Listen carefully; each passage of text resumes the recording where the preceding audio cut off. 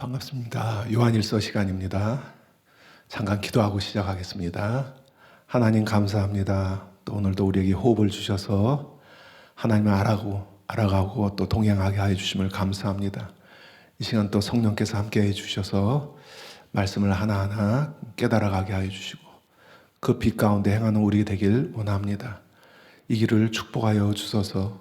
예수님의 이름으로 기도합니다. 아멘. 오늘은 요한일서 2장 18절에서 27절 요한서신의 적그리스도의 특성과 또 27절에 아무도 너희를 가르칠 필요가 없다는 말씀이 의미가 뭔지 두 가지를 살펴보고자 합니다. 첫째는 여기서 설명되는 적그리스도의 성격입니다. 22절의 적그리스도를 예수께서 그리스도이심을 부인하는 자로 설명합니다. 불신자들은 당연히 인간 예수님에 대해서 메시아, 구세주로서 부인을 하죠. 그런데 여기서 단순히 불신자들이 아니라 하나님을 믿는다고 하는 이단을 가리키는 표현입니다. 어떻게 하나님을 믿는다고 하면서 예수님과 그리스도를 분리시켜서 생각할 수 있는 것인가? 저도 예전에 이게 궁금했어요. 자, 이들은 어떤 속성을 가진 이단인지 함께 살펴보도록 하겠습니다. 둘째는 27절에서 아무도 너희를 가르칠 필요가 없다는 말은 어떤 의미인지 아는 것이 우리 독자들에게 요구됩니다. 왜냐하면 이 말을 오해하거나 오용해서 교회의 가르침을 거부하고 개인적이고 독단적인 신비주의 신앙으로 빠질 수 있기 때문입니다. 예전에 섬기던 교회에서 이렇게 말하는 성도님을 봤어요. 굉장히 위험한 사상이죠. 자기는 성령님의 가르침을 받기 때문에 아무에게도 가르침 받을 필요가 없다는 거예요. 자, 이게 과연 그런 뜻인가? 자, 이게 문맥 안에서 어떤 의미인지 함께 살펴보도록 하겠습니다. 먼저 첫 번째로 요한서신에서 적그리스도는 누구인가? 우리가 본 말씀을 하나하나 읽어나가면서 같이 보겠습니다. 요한일서 2장 18절이죠. 함께 읽어보도록 하겠습니다. 아이들아, 지금은 마지막 때라. 적그리스도가 오리라는 말을 너희가 들은 것 같이 지금도 많은 적그리스도가 일어났으니 그러므로 우리가 마지막 때인 줄을 아노라. 적그리스도, 안티라는 말이 들어가죠. 안티크리스토스. 이 적그리스도라는 표현은 성경의 다른 곳에 나오지 않습니다. 이 요한서신에서만 5차례 사용되었습니다. 이 요한 1서하고요, 또 요한 2서하고요. 물론 예수님도 적그리스도와는 뉘앙스가 다르지만 자신을 따르는 제자들에게 거짓 그리스도들에 대해서 경고하신 바가 있죠. 마지막 때 거짓 그리스도들이 일어날 것이다. 또 바울 역시 심지어 자신을 하나님이라고 주장하는 불법의 사람에 대해서 언급했습니다. 마지막 때 불법의 사람이 일어날 것이다. 그래서 적그리스도의 세력들이 그리스도의 재림 전에 그 인물을 중심으로 힘을 모을 것이라고 경고하고 있습니다. 자, 데살로니가 후서 2장 1절 4절 보면 형제들아, 우리가 너희에게 구하는 것은 우리 주 예수 그리스도의 강림하심과 우리가 그 앞에 모임에 관하여 영으로나 또는 말로나 또는 우리에게서 받았다 하는 편지로나 주의 날이 이르렀다고 해서 쉽게 마음이 흔들리거나 두려워하거나 하지 말아야 한다는 것이라. 누가 어떻게 하여도 너희가 미혹되지 말라. 먼저 배교하는 일이 있고 저 불법의 사람 곧 멸망의 아들이 나타나기 전에는 그날이 이르지 아니하리니 그는 대적하는 자라 신이라 불리는 모든 것과 숭배함을 받는 것에 대항하여 그 위에 자기를 높이고 하나님의 성전에 앉아 자기를 하나님이라고 내세운이니라. 그리고 요한계시록에 등장하는 짐승이 있죠. 또 이 짐승을 적그리스도로 보기도 합니다. 이처럼 적그리스도는 마지막 때에 등장하는 인물로 묘사됩니다. 이런 이유로 요한도 요한일서에서 적그리스도의 출현을 마지막 때와 연결시켜서 말하고 있습니다. 그런데 요한은 여기서 적그리스도를 어떤 한 사람의 특정 인물을 가리키는 것이 아니라 적그리스도의 특성을 가진 자들로 복수로 묘사를 하죠. 이런 적그리스도의 출현으로 인해 요한은 지금이 마지막 때다 하고 진술을 합니다. 이제 마지막 때 이 적그리스도가 출현한다고 하는데 지금 적그리스도들이 일어나는 걸 보니까 지금이 마지막 때다 이렇게 이제 언급을 하는 거죠. 그런데 여러분 마지막 때다 했는데 그 이후로 2000년이 지났어요. 그러면은 이 마지막 때다 하는 말을 우리가 어떻게 이해해야 됩니까? 그리고 이 마지막 때라는 의미가 무엇일까요? 이 마지막 때가 2000년 동안 지속이 될 수 있을까요? 어떤 학자들은 이런 발언이 요한이 가졌던 멀지 않아 당대에 재림하실 것이라는 임막한 종말 의식을 가졌다고 말합니다. 요한이, 그리고 당시 초대교회가. 그래서 요한이 그 이후로 이처럼 많은 시간이 경과될 수 있다는 것을 모르는 무지에서 비롯된 것이다 주장합니다. 물론 신약의 저자들이 다 한 건 아니죠. 종말에 대한 계시는 많이 감춰져 있으니까 다 한 건 아닙니다. 그러나 이러한 표현이 무지했기 때문이다. 이거는 걸맞는 표현이 아니죠. 자, 이에 대해 최영삼 교수가 다음과 같이 설명을 합니다. 요한이 지금 마지막 때라고 하면서 제시하는 증거는 적그리스도가 나타났다는 사실에 놓여 있다. 즉 적그리스도가 나타났다면 바로 그때가 역사와 세상의 마지막 시간이라는 의미이다. 여기서 잠깐 성경이 말하는 종말의 개념에 대해 설명이 필요하다. 성경이 종말이라고 할 때 그것은 우리가 물리적이고 자연적인 시간을 계산할 때 그런 시간 개념에 따른 것이 아니다. 성경적 종말론의 특징은 세상과 역사의 종말을 결정할 때 단순히 자연적 날짜나 시간을 말하는 것이 아니라 인물과 사건을 중심으로 결정된다. 즉 역사와 세상의 마지막에 오리라고 약속되었던 그 인물이 와서 이루어지리라 약속되었던 그 일이 진실로 이루어졌다면 진실로 그 약속된 역사와 세상의 끝이 왔다고 판단하는 것이다. 이미 2000년 전에 하나님께서 구약에서부터 종말에 오리라 약속하셨던 그 메시아, 곧 하나님의 아들이 육체로 세상에 오셔서 십자가에 죽고 부활하신 사건이 실제로 일어난 그때는 그 전과 그 이후 시대를 가르는 순간, 곧 세상과 역사의 종말이 시작된 결정적인 때인 것이다. 카이로스라고 그러죠. 즉 예수 그리스도가 세상에 오심으로써 세상의 종말이 시작된 것이다. 그러니까 성경적 종말과는 단순히 시간이 아니라 인물과 사건을 중심으로 한다. 하나님의 아들이 세상에 오신 사건, 그 십자가 부활의 사건이 곧 세상의 역사와 역사의 종말이고 그것이 그 이후 2000년이 아니라 3000년이 지나도 여전히 종말의 시작인 이유는 그 종말을 종말로 만드신 그분이 다시 오시는 주의 재림이 아직 일어나지 않았기 때문이다. 그러므로 교회는 이 세상에서 이미 일어난 종말의 시작과 아직 일어나지 않는 종말의 끝, 그 사이에 낀 기간을 살고 있는 것이다. 이 설명이 더 어울리는 설명이죠. 요한이 2000년 전에 이때가 마지막 때다 하는 설명. 이해가 되시죠?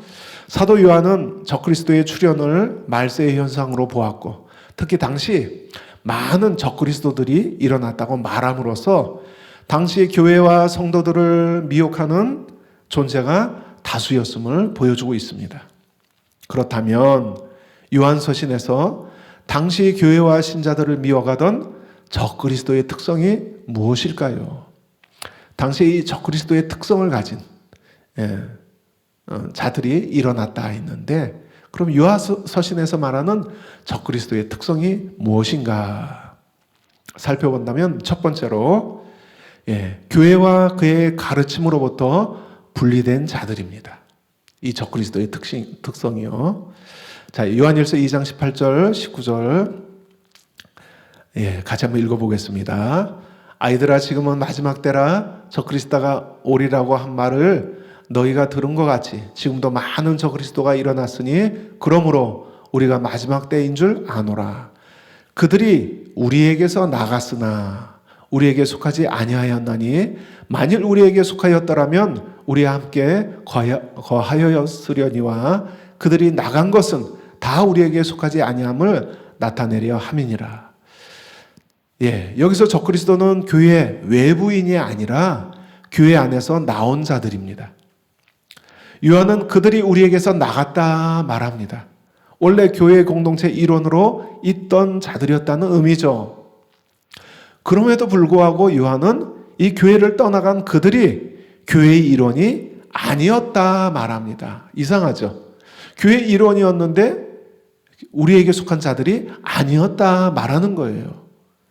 예, 19절 하반절은 왜냐하면 가르 이 접속사로 시작하는데 예, 요한이 이렇게 말하는 이유를 설명하는 거예요. 하반절에서. 그럼 하반절로만 읽어볼까요? 예, 이 부분은 새 번역이 더 번역이 잘 돼서 새 번역으로 보겠습니다. 자, 19절 하반절 보면 자, 왜 그런가? 왜냐하면 그들이 우리에게 속한 자들이었더라면 그들은 우리와 함께 그대로 남아 있었을 것입니다. 그러나 결국에는 그들은 모두 우리에게 속한 자들이 아니라는 사실이 드러나게 되었습니다. 예. 진짜 우리에게 속한 자들이었다면 떠나지 않고 남아 있었을 것이다. 근데 떠남으로써 자신들이 원래부터 우리에게 속한 자가 아니었다는 것을 드러낸 것이다 라고 말하는 것이죠. 그러면 이렇게 질문할 수 있죠. 그럼 왜 이들은 교회 안에 있었지만 진정 그리스도의 몸으로 연합을 이루지 못한 자들이 되었을까? 왜 그랬을까? 안타깝죠. 자, 이런 일들이 당시뿐만 아니라 오늘날에도 일어나고 있잖아요. 예, 왜 그랬을까? 왜 진정 그리스도의 몸으로 연합을 이루지 못하게 되었을까? 첫째는 교만한 마음 때문입니다. 이들은 교회 안에 소속되어 있었지만 이 교회의 사도적 가르침에 순종하지 않고 다른 생각과 다른 마음을 품은 자들이었습니다. 이처럼 이들이 미혹에 빠진 것은 자기 생각을 고집하는 교만에서 비롯된 것입니다. 사도 요한의 가르침, 또 요한을 통한 예수님의 가르침, 이 사도적 가르침을 온전하게 받아들이지 않고 자기 판단과 생각을 고집하는 그 교만, 그것 때문이라는 거죠.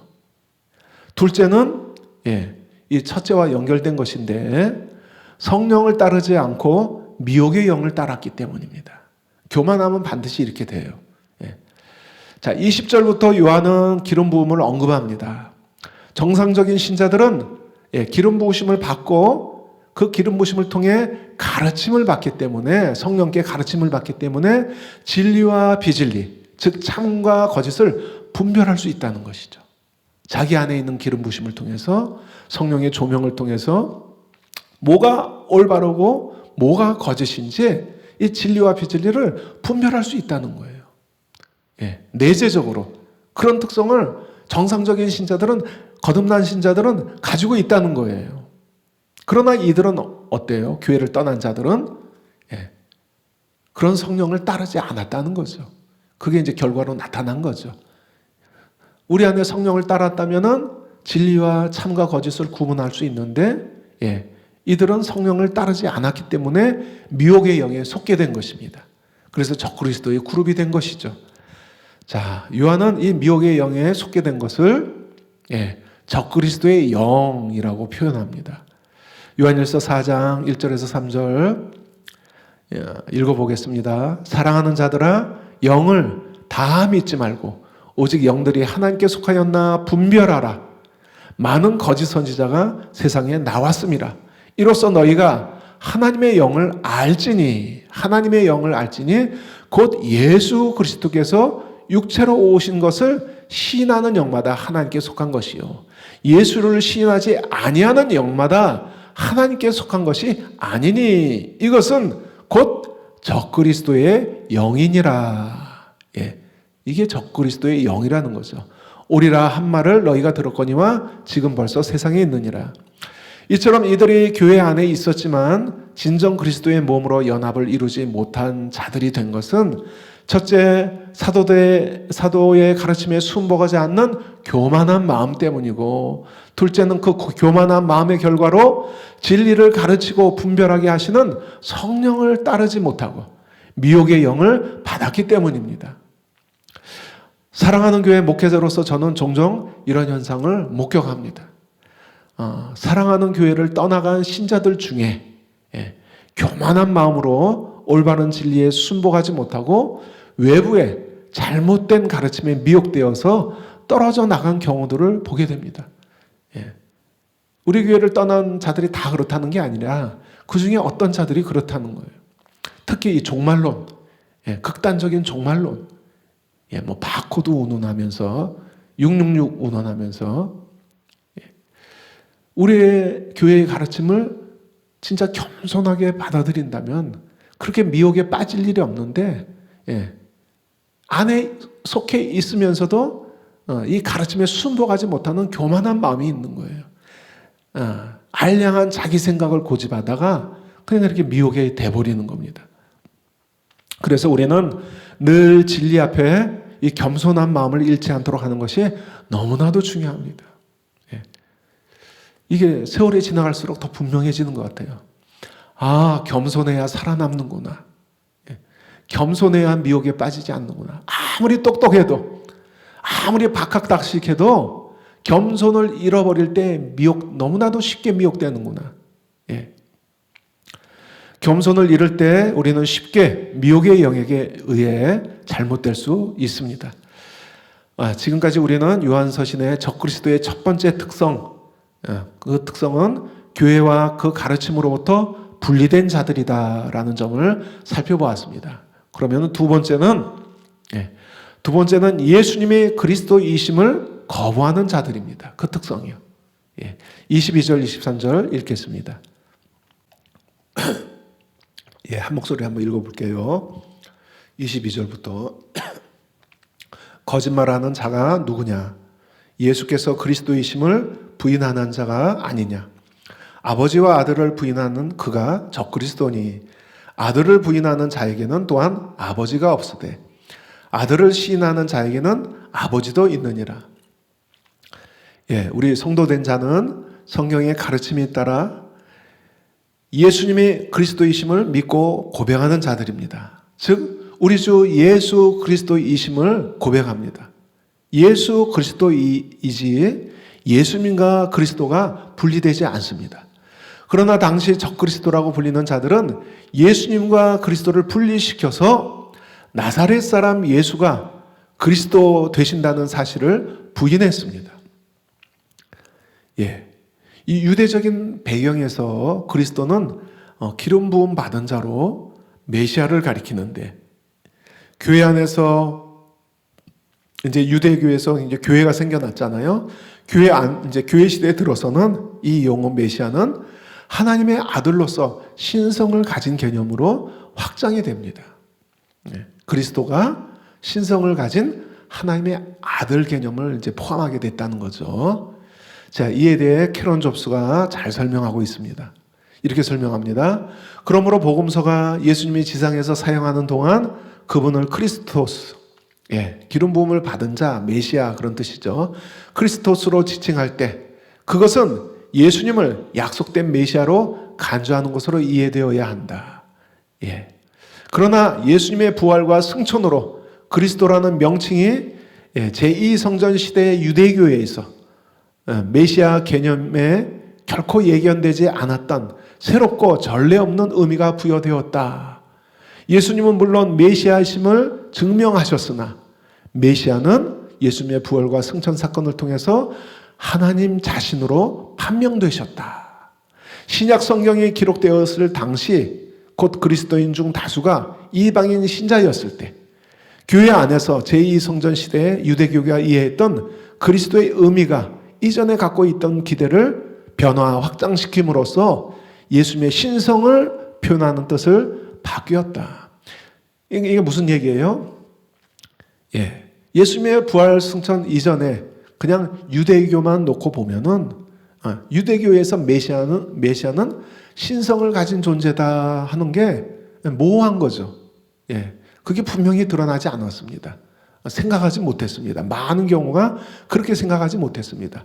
단순히 다윗의 후손, 이스라엘을 회복한 다윗 왕과의 영광을 회복할 존재, 왕, 그런 왕적인 메시아로 이해했었죠. 근데 이제 그리스도라는 말에 예수님이 죽음과 부활을 통해서 신성의 의미, 하나님의 아들로서 신성의 의미가 부여되었다는 거죠. 따라서 예수께서 그리스도이심을 부인하는 것은 예수님을 탁월한 인간 지도자로 인정할지라도 신성을 가진 메시아로서 인정하지 않는다는 의미입니다. 이게 어떻게 가능하지? 예. 자, 이와 관련해서 당시 두 배경에 이단이 있었습니다. 자, 이런 걸 이해하면은 우리가 이해가 가능할 것입니다. 저도 예전에 이 구절을 읽을 때 어떻게 교회 안에 다니는데 예수님이 그리스도와 분리될 수 있지?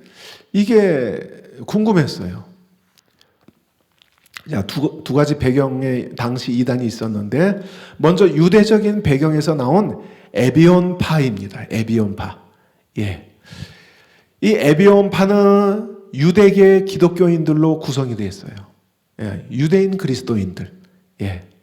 근데 이들의 특징은 뭐냐면 구약의 율법의 준수를 계속 고수했어요.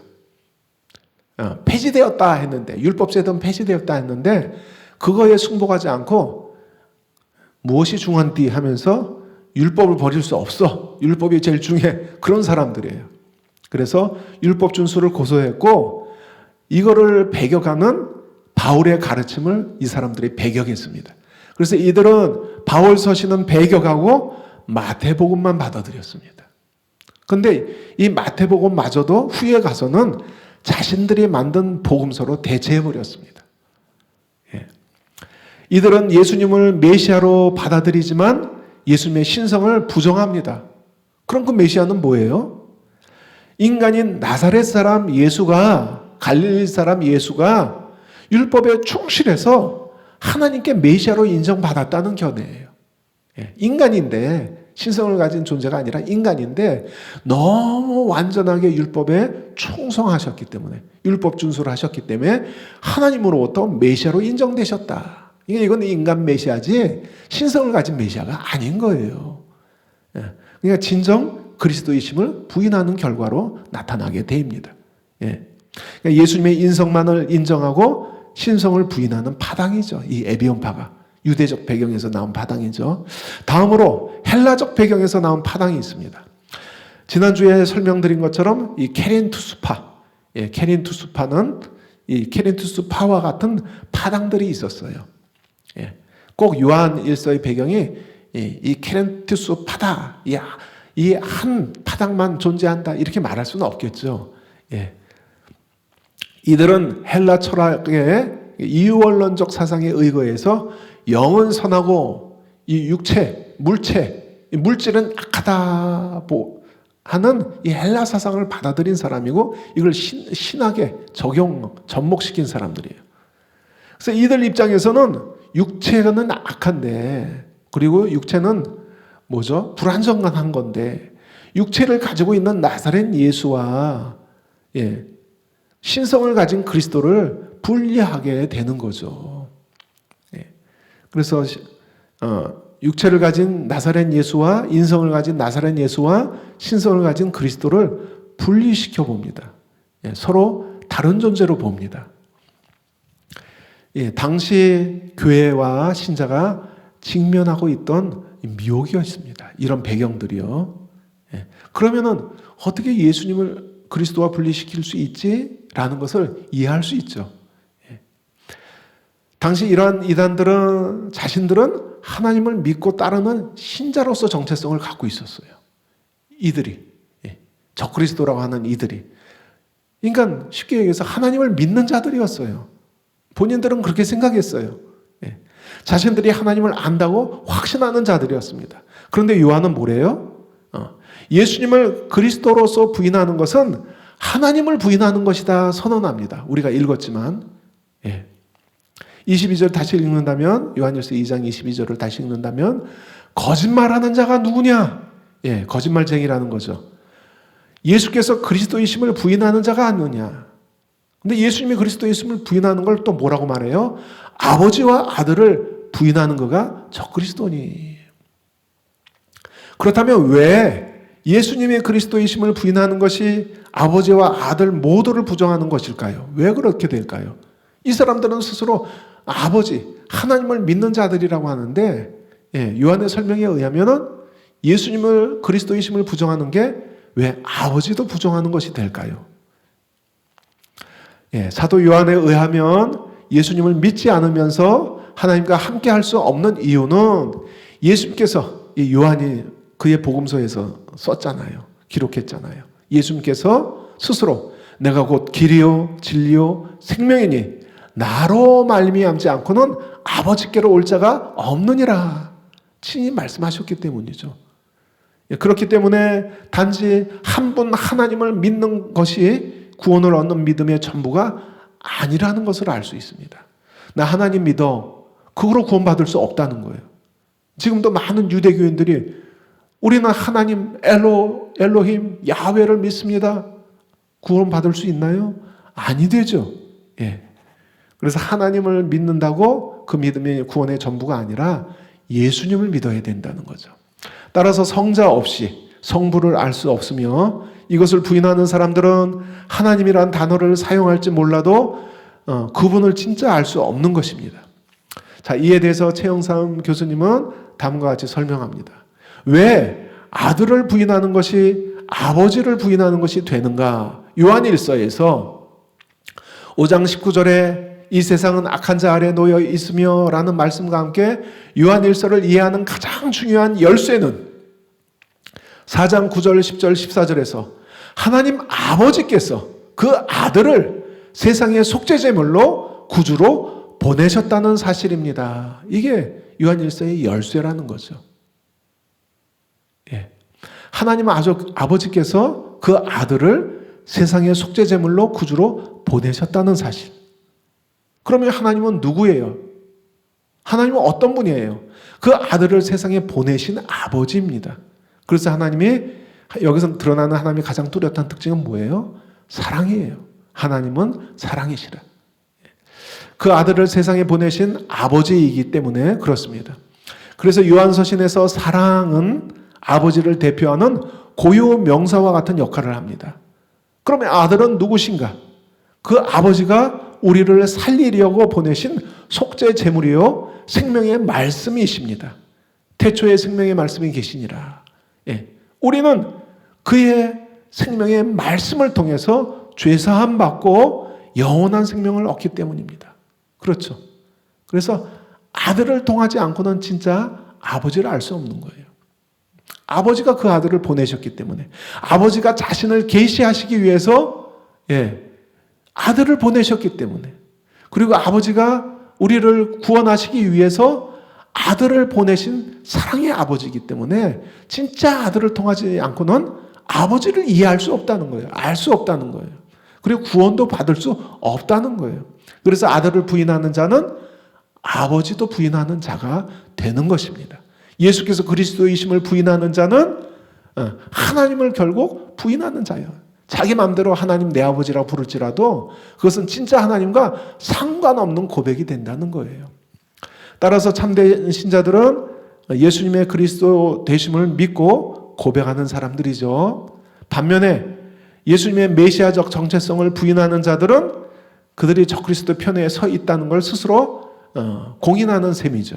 이런 이유 때문에 요한일서 2장 23절에서 다음과 같이 말씀합니다.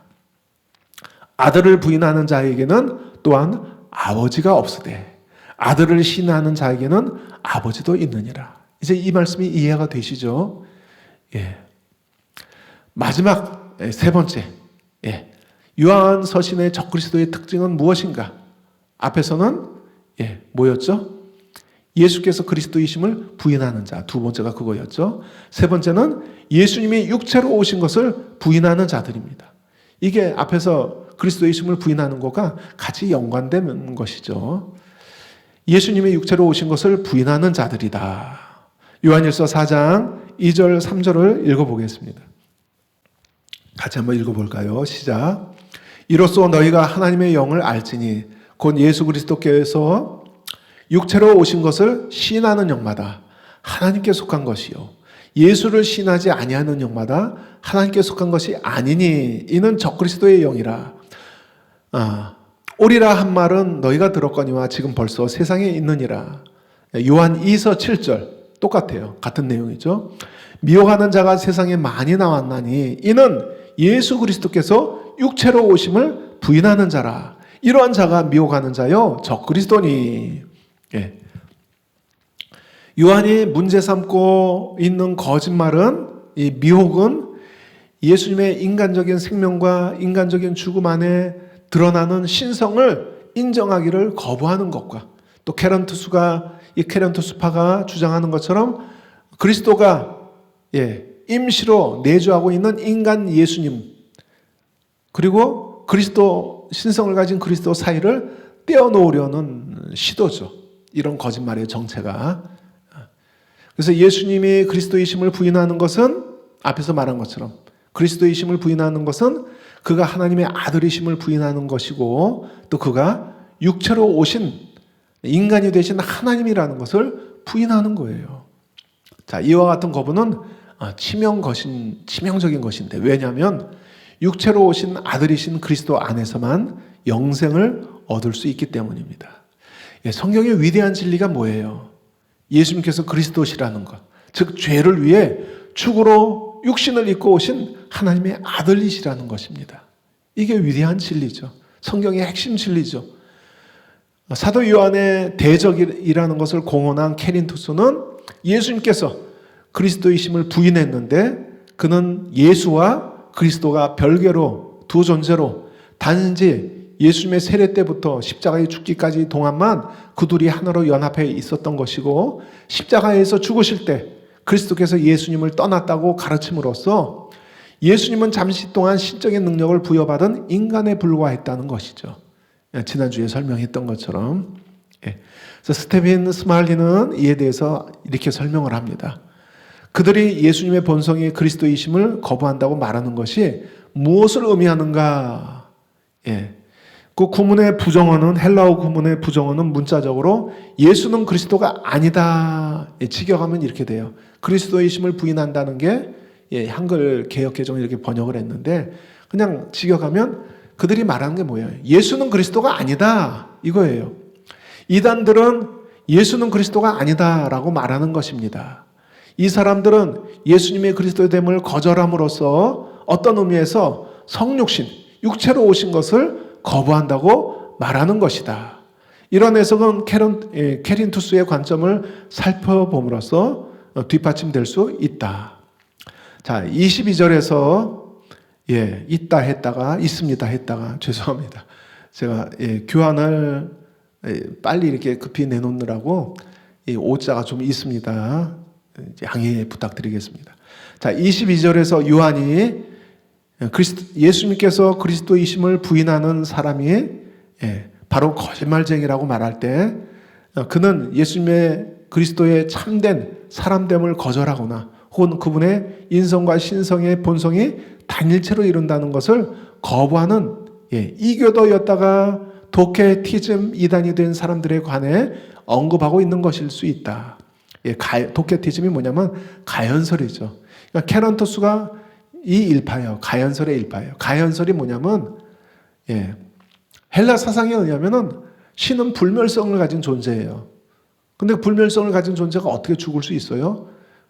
신이, 근데 이 불멸성을 가진 존재가 죽는다면 이해가 안 되는 것이죠. 그래서 예수님이 죽는다는 것은 진짜 인간처럼 보인 것이지 진짜 죽으신 것이 아니다 하는 거예요. 이게 가연설이에요. 그러니까 육체를 입고 나타난 것처럼 보이는 거지 가짜로. 그게 진짜 육신이 된 인간이 아니다. 그래서 신적인 본성을 가진 자는 죽을 수 없기 때문에 예수님이 십자가에서 진짜 인간으로서 죽은 것이 아니다. 이게 가연설이에요. 그냥 케런투스가 이런 도케티즘의 일종이죠. 자, 사도 요한이 이런 가연설을 배경으로 두고 말하는 것일 수 있다. 이 스말리가 말하는 거죠. 자, 그런 사람에게는 그리스도는 예수님이 아니었다. 또 이와 마찬가지로 그는 유대교인이었다가 이단이 된 사람. 즉 예수님이 그리스도이심을 믿지 않았던 사람들에 관해 묘사하고 있는 것일 수도 있다. 어떤 경우건 간에 요한은 성육신의 실제성을 주장하고 있으며 예수님 안에서 인성과 신성이라는 두 개의 본성이 존재한다고 선포한다. 예수 그리스도를 신성으로만 생각하고 인간으로는 적절하게 생각하지 않았던 분리주의자들, 그런 사람들에게 요한은 예수님은 그리스도시라고 하며 그러므로 이 진리를 이단의 침투에 대항해 지켜내고자 애쓰고 있다. 이렇게 설명을 합니다. 자, 우리가 이제 요한서신에서 적그리스도의 특성을 살펴봤습니다. 첫 번째는 교회와 그 가르침으로부터 분리된 자들이며, 두 번째는 예수님이 그리스도이심을, 즉 신성을 가진 하나님의 아들이심을 거부하는 자들이고, 또 세 번째로는 예수 그리스도께서 육체로 오신 것을 부인하는 자들, 즉 그리스도의 인성을 부인하는 자들입니다. 자, 교회의 역사 가운데 초대교회부터 현대까지 이런 양극단의 가르침이 존재했습니다. 한말에 누구죠? 다석 유용모 선생인가요? 함석헌 선생의 스승인데, 자, 이런 계통이 톨스토이 영향을 받아갖고, 그러니까 영적인 걸 너무 강조하다 보니까 예수님의 이 부활, 육체를 입으신 인간성, 이런 부분이 굉장히 약했어요. 그리고 저도 신학교 시절에 실제로 비슷하게 주장하는 신학생을 만난 적도 있어요. 신성과 인성 중에 하나를 잡는 거, 이게 위험한 거죠. 그러니까 초대교회부터 오늘날까지 이런 이단적인 가르침은 계속 존재하고 있습니다. 그래서 이 요한의 경고가 오늘 우리와 무관한 경고가 아니죠. 자, 그래서 우리가 요한서신에서 설명하는 적그리스도의 특성을 살펴봤고요. 세 가지 특성을 살펴봤고, 이제 두 번째로 27절에 아무도 너희를 가르칠 필요가 없다는 말의 의미가 무엇인가? 요한일서 2장 27절을 함께 읽어보겠습니다. 시작. 너희는 주께 받은 바 기름 부음이 너희 안에 관하니 아무도 너희를 가르칠 필요가 없고 오직 그의 기름 부음이 모든 것을 너희에게 가르치며 또 참되고 거짓이 없으니 너희를 가르치신 그대로 주 안에 거하라. 이 구절에서 아무도 너희를 가르칠 필요가 없고가 의미하는 것이 무엇인가? 간혹 이런 구절을 들먹이면서 교회 안에서 세워진 지도자들의 가르침과 양육을 무시하고 홀로 분리되어서 신앙생활을 하는 이들이 있습니다. 이들은 본인들이 성령님의 가르침을 의지하기 때문에 다른 가르침은 필요 없다고 말할 수 있습니다. 이것은 무척 위험한 생각이죠. 그러나 그 구절은 그런 의미가 아니에요. 만일 그런 의미라면은 사도 요한이 이처럼 서신서를 통해 성도들에게 서신을, 이 편지를 써보내서 가르치고자 권면할 필요가 없는 것이죠. 이미 성령님이 우리 안에 계신데 모처럼 성도들을 가르치려고 서신서를 써요. 이런 논리라면은, 또 이런 견해라면은 교회의 오종직임을 세우신 하나님의 뜻을 거스르게 됩니다. 오종직임이 뭐예요? 가르치는 자들이잖아요. 특히 교사라는 말, 오종직임 중에 교사라는 말은 이 가르침의 은사적 특성을 나타내는 표현이죠. 그리고 예수님께서 승천 직전에 제자 공동체에게 뭐라고 명령하셨어요? 내가 너희에게 분부한 모든 것을 가르쳐 지키게 하라 말씀하셨습니다. 또한 사도 바울도 자신의 영적인 아들인 교회 지도자였던 디모데에게 이렇게 권면하죠. 디모데전서 4장 11절 이하로 보니까 너는 이것을 명하고 가르치라. 누구든지 내 연삼을 없인 여기지 못하게 하고 오직 말과 행실과 사랑과 믿음과 정절에 있어서 믿는 자에게 본이 되어 내가 이를 때까지 읽는 것과 권하는 것과 가르치는 것에 전념하라. 16절 네가 내 자신과 그 가르침을 살펴 이 일을 계속하라. 이것을 행함으로 내 자신과 내게 듣는 자들, 즉 너에게 가르침 받는 자들을 구원하리라. 그러므로 아무도 너희를 가르칠 필요가 없다는 말은 교회 안에서 가르침을 무시하라는 의미가 결코 아니라는 것을 알 수 있습니다. 예. 제가 아까 그랬죠. 전에 섬기던 교회에서 이렇게 만나는 성도님을 만난 적이 있어요. 굉장히 위험해요. 예. 지금도 이런 특성을 가진 성도들이 있어요. 교회 안에. 그래서 혼자 교회 공동체와 분리되어서 교회는 나올지라도 또는 교회마저 안 나오는 자들이 있습니다. 예, 제가 중고등부 전도사 시절에 우리 학생 중에 한 명이 얘는 교회에 나오는데 부모님도 신앙생활 하시니 한대요. 그래서 어느 교회 다니시니? 교회는 안 다니신대요. 예, 혼자 믿는 거예요, 집에서. 혼자 믿는데요. 예. 자, 요즘도 이렇게 이 말씀을 오해하는 자들이 있다는 것이죠. 자, 이것은 요한 1서 2장 단락의 문맥 안에서 살펴볼 때 이런 의미가 아니라는 것은 너무 분명한 것입니다. 예수님의 명령, 사도 바울의 디모데한 권면, 다른 구절이 아니더라도 문맥 안에서도 이런 뜻이 아니라는 게 분명히 드러난다는 것이죠. 자, 24절에서 너희가 처음부터 들은 것을 너희 안에 거하게 하라 할 때 처음부터 들은 것이 뭐예요? 이들이 가르침 받은 것, 교회 지도자들한테 가르침 받은 내용이에요. 너희가 처음부터 들은 것, 그 말씀 안에 거하라. 어떤 가르침을 받았어요? 예수님의 복음, 그 가르침 안에 거하라는 거예요. 그들이 받은 사도적 가르침을 의미하는 겁니다. 자, 벌써 이 문맥 안에서 드러나잖아요. 24절에서. 너희가 처음부터 들은 것을 너희 안에 거하게 하라. 자, 이러한 사도적 가르침은 가르치는 자들을 통해 신자들에게 전해집니다. 사도 요한은 이처럼 그들에게 가르쳐진 올바른 진리 안에 거하라고 권면하고 있는 거예요. 즉 미혹에 흔들리지 말고 너희가 처음부터 배운 지도자들에게 배운 진리 안에 거하라 하는 권면인 것이에요. 자, 이 문맥에서 성도들이 가르침 받을 필요가 없다는 것은 이러한 사도적 가르침이 아니라 이런 사도적 가르침을 받을 필요가 없다는 말이 아니라 교회 지도자들을 통한 가르침을 받을 필요가 없다는 말이 아니라 미혹자들의 가르침을 우선적으로 염두에 둔 표현입니다. 그게 함축된 표현이에요.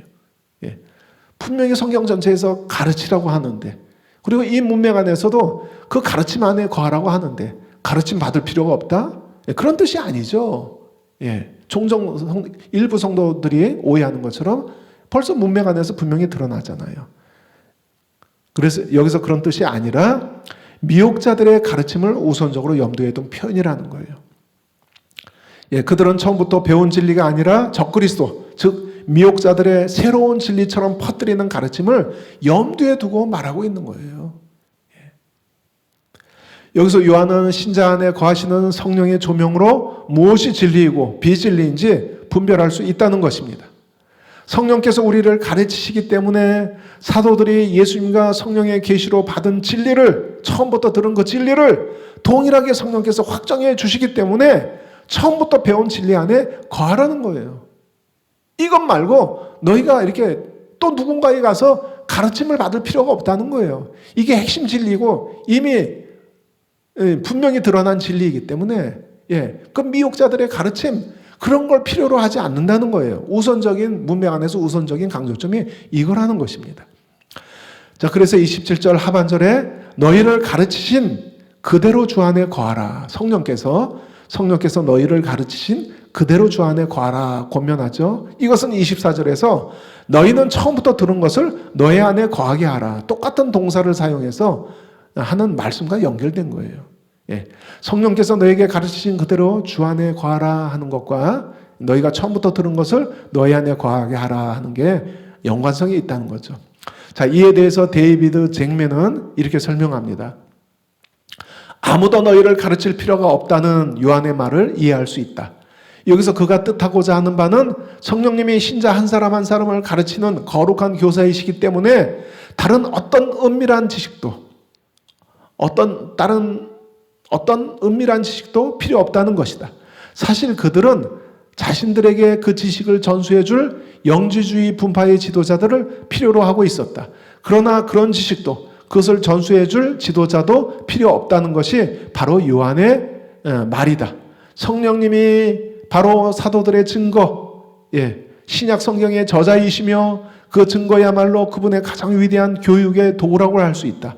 만약 당신이 하나님의 말씀을 손에 들고 하나님의 성령을 가슴에 품고 있다면 진리를 이해하고 그리스도 안에서 성장하는 데 필요한 모든 것을 이미 가지고 있는 셈이다. 그렇기 때문에 또 다른 누군가의 다른 가르침에 귀 기울일 필요가 없다. 그런 의미라는 거예요. 자, 이해가 되시나요? 이처럼 기름 부음을 받았기 때문에 다른 누군가의 가르침을 더 받을 필요가 없다는 말은 본문의 문맥 안에서 이해되어야 합니다. 이 말은 개인의 생활 속에서 성령을 체험하는 자는 교회의 가르침을 받을 필요 없다는 말로 이해돼서는 안 된다는 것이죠. 앞서 언급한 것처럼 가르치는 사역은 성령의 은사예요. 성령의 은사고 직분이에요. 주님은 이 은사를 통해 신자들에게 필요한 교훈을 제시하기 때문입니다. 디모데에게도 그랬잖아요. 가르침을 점검하고 이 가르침을 통해서 너와 너에게 듣는 자, 그러니까 가르침을 받는 자들을 구원받게 하라 그랬잖아요. 구원에 이르도록 계속 가르쳐야 된다는 거예요. 자, 거짓 선생들은 자신들을 교회와 성령과의 교제 밖에 두었고 분리시켰고, 자, 그와 같이 교제 밖에 있는 자들은 모두 기독교 계시의 진리를 수정하거나 보완할 수 있는 가르침을 제공할 수 없기 때문에 요한의 편지를 받아보는 신자들이 다른 어떤 사람으로부터 또 다른 어떤 교사들로부터 특별한 가르침을 받아야 할 만큼 지금 빈약한 상태에 있다는 게 아니죠. 성령과의 교제 안에서 성령께서 역사하시면서 하나님의 백성을 가르치신다는 의미입니다. 너희가 처음 받은 그 진리, 그 진리가 진짜 진리임을 너희 안에 성령께서 확증해 주시기 때문에 또 그거와 충돌을 일으키는 또 다른 진리를 배울 필요가 없다. 그런 우선적인 의미를 갖고 있다는 것이죠. 이해가 되시죠? 여기서 성령의 기름 부음이 모든 것을 가르쳐 준다는 사실을 독자들에게 확신시켜준 요한의 언급은 우리가 요한복음, 그가 쓴 요한복음 14장 26절에서 제자들에게 주신 예수님의 약속을 상기시키는 표현이죠. 요한복음 14장 26절, 보혜사 곧 아버지께서 내 이름으로 보내실 성령, 그가 너에게 모든 것을 가르치고 내가 너에게 말한 모든 것을 생각나게 하리라. 그래서 예수님 가르침, 사도적 가르침과 또 성령의 이 내적인 가르침이 일치해야만 합니다. 왜요? 보혜사 성령을 보내주신 것은 내가 너희에게 말한 모든 것을 생각나게 하리라. 이것이기 때문에 또 다른 가르침, 이거와 모순을 일으키는 또 다른 가르침을 받을 필요가 없습니다. 우리 안에 거하시는 성령님이 이것이 진리임을 확증해 주셨기 때문에, 확증해 주시기 때문에 그렇다는 거죠. 그래서 기름 부음이 너희를 가르친다는 요한은 말은 예수님 생전의 이 약속의 성취를 보여주는 거예요. 따라서 성령의 계시로 이루어진 사도적 가르침과 어긋나거나 모순되는 것은 모두 거짓이며 거짓말이며 미혹이며 그들에게 배울 필요가 없다는 의미가 이 말에 함축되어 있습니다. 뿐만 아니라 요한은 예수 그리스도에 관한 지식의 교훈에 영감을 주신 분이 성령님이시고 또 그 교훈을 확증하실 분도 역시 성령이라고 이렇게 확신 있게 말씀하는 거죠.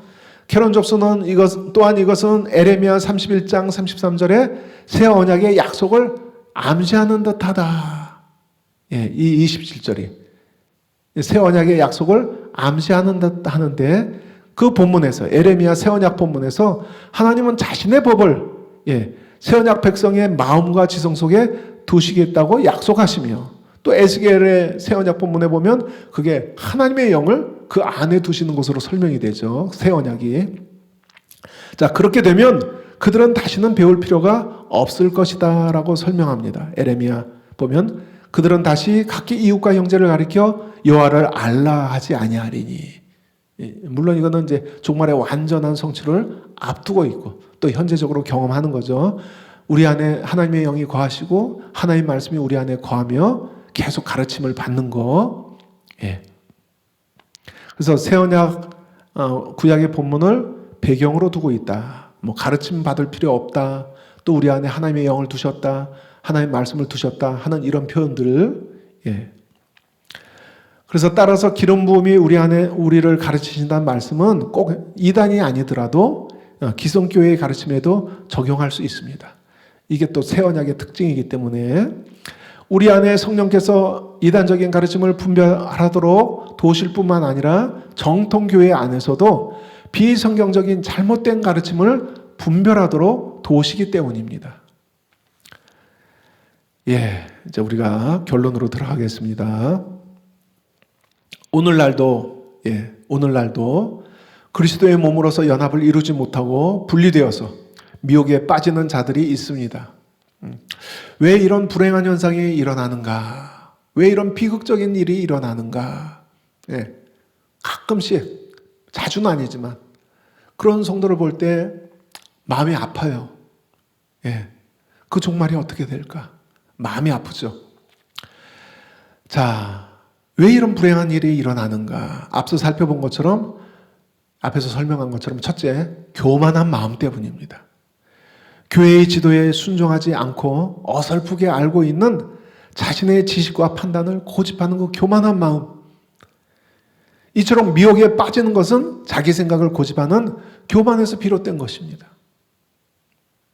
둘째, 첫 번째 교만한 마음 때문에 비롯되는 것이 둘째인데, 둘째, 성령을 따르지 않고 미혹의 영을 따랐기 때문입니다. 이것은 교만의 결과로 발생하는 일이죠. 정상적인 신자들은 기름 부음을 통해 가르침을 받기 때문에 진리와 비진리, 즉 참과 거짓을 분별할 수 있습니다. 그러나 교만한 마음은 성령을 따르지 않게 만들기 때문에 미혹의 영에게 문을 열어놓게 됩니다. 그래서 그 사람이 아무리 똑똑해도 소용없어요. 교만해지면 미혹돼요. 그래서 우리 성도는 이것을 극히 경계해야 합니다. 왜냐하면 이것은 우리를 멸망에 이르게 하는 것이고, 또한 성경은 말세 더 많은 미혹자들이 등장할 것이라고 경고하고 있기 때문입니다. 말세가 될수록 이 미혹들이 더 많아질 거라는 거예요. 그리고 우리는 더 경계해야 되는 거예요. 마태복음 24장 23절 24절, 그때 사람이 너에게 말하되 보라 그리스도가 여기 있다 혹은 저기 있다 하여도 믿지 말라. 거짓 그리스도들과 거짓 선지자들이 일어나 큰 표적과 기사를 보여 할 수만 있으면 택하신 자들도 미혹하리라. 그리고 아까 읽은 것처럼 많은 배교가 있을 것이라고 경고하고 있습니다. 교회 안에서 많은 자들이 배교한다는 거예요. 말세에. 자, 이런 어둠의 시대에 미혹에 빠지지 않고 우리가 살아남기 위해서 무엇보다도 교만한 마음을 경계해야 돼요. 하나님 말씀에 떠는 심령이 있어야 됩니다. 그래야 갈급함으로 말씀을 받을 수 있는 거예요. 그리고 그 말씀이 생명을 주고 나를 안전하게 지켜주는 거예요. 우리 교회에서 올바른 진리를 밝히고 확증하는 수많은 책들을 한국의 많은 교회와 신자들에게 전달하는데, 많은 경우는 안타깝지만 눈뜬 소경과 같아요. 왜 그렇습니까? 교리에 세뇌된 것도 있지만은 교만 때문에 그래요. 자신이 알고 있는 것을 틀릴 수 있다는 전제를 허락하지 않는 그 교만. 사도행전의 베레아 사람처럼 겸손하고 공정한 마음으로 그런 책들을 읽는 자들은 진리를 알아볼 것입니다. 과연 이게 말씀에 맞는 말인가? 이 내용들이 과연 그러한가? 이 공정한 마음, 그리고 그런 겸손한 자세를 갖고 있는 사람들은 그런 책을 볼 때, 아, 이게 성경적이구나, 진리로구나 알아볼 거예요. 그래서 목회의 패러다임을 전환했다고 고백하는 목사님들이 나오는 거잖아요. 다른 교단의 목사님인데 이 책이 날 살렸습니다. 또는 이 책이 내 목회의 패러다임의 전환을 가지고 왔습니다. 이 책이 아니었다면, 이 진리가 아니었다면 나는 구원받지 못했을 것입니다. 이런 고백들을 우리가 수없이 듣잖아요. 그러지 못한 것은 교만 때문이에요. 안타깝지만. 그래서 잘못된 비성경적인 그런 내용들에 미혹이 되는 겁니다. 현혹이 되는 거예요. 성도들도 마찬가지죠.